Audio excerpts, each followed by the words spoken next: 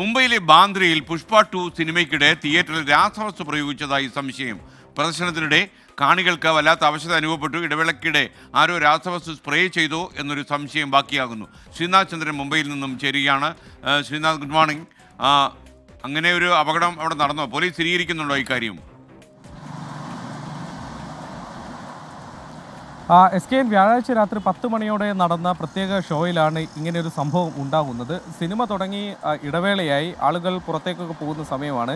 അതിനുശേഷം വീണ്ടും സിനിമ തുടങ്ങുമ്പോഴേക്കും മടങ്ങിയെത്തിയ ആളുകൾക്കാണ് പിന്നീട് ഒരു ബുദ്ധിമുട്ട് തിയേറ്ററിനകത്ത് നിന്ന് ഉണ്ടാവുന്നത്.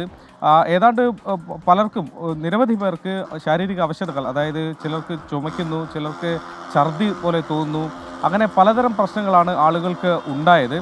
ഉടനെ തന്നെ തിയേറ്റർ അധികാരികൾ ഈ പ്രദർശനം താൽക്കാലികമായി ആ സമയം നിർത്തിവെക്കുകയും ചെയ്തു. ഏതാണ്ട് 20 മിനിറ്റോളം പ്രദർശനം നിർത്തിവെച്ചു. പോലീസ് എത്തി, ബാന്ദ്രയിൽ നിന്നുള്ള പോലീസുകാരെത്തി തിയേറ്ററിനകത്ത് പരിശോധന നടത്തി.